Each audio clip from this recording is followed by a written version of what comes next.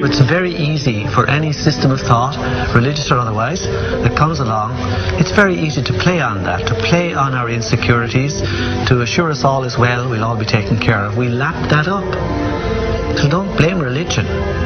Blame our own insecurities, which has allowed religion to flourish, and which has allowed so many systems of thought that are disempowering to flourish throughout human history. That's why we can't get out of it.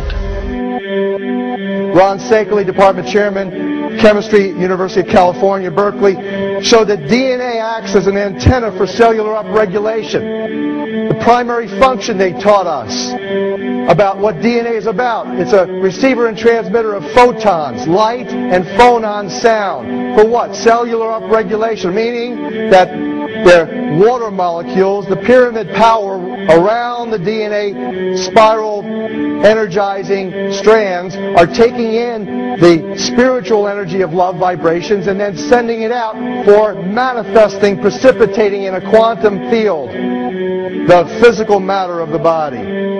These are hertz, frequencies, or cycles per second that the musicians can retune their instruments to play and experiment with.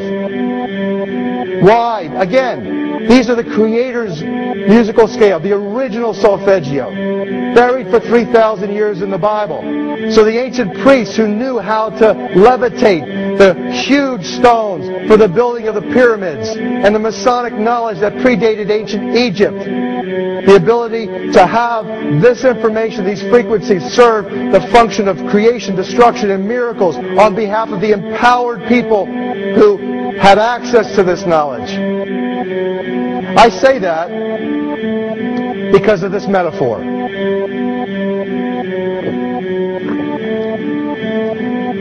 This is the difference between the power of our Creator and anything else, particularly evil.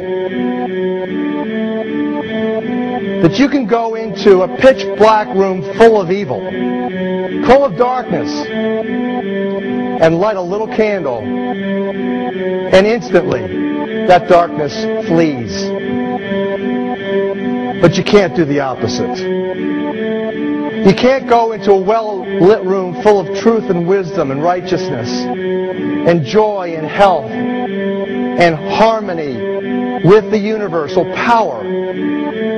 You can't take any amount of darkness and go into that well-lit room and have any effect whatsoever.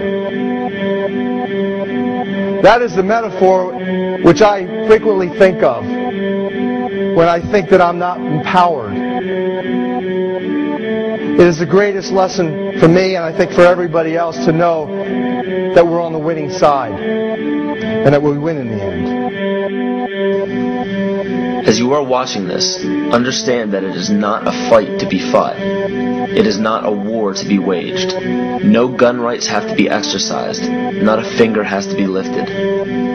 Most people wonder how one person can make a difference. They ask that if all this is so simple and this information is available, why hasn't someone else conquered their fears and changed the world for everyone else? This is the most difficult and beautiful conundrum to our lives. Your reality affects you and only you. Your curiosity has led you to this genre of information to serve a very specific purpose in your life. To understand visually how the universe is truly a hologram, a math professor at Yale University developed a formula that is plugged into a computer program. Named after him, the Mandelbrot set shows a seemingly disorganized pattern. But no matter how far you zoom into the design, you will always find the same pattern within the whole pattern. Each fractal, broken down infinitely, will always reflect the whole.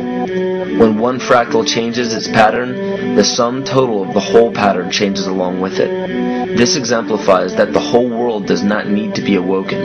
There is no race to inform the 6 billion people on this planet of this message. It is only important that you, personally, learn to conquer your innermost fears and learn to love. When you see your fears for what they are and master your emotions, then, and only then, will you truly be free.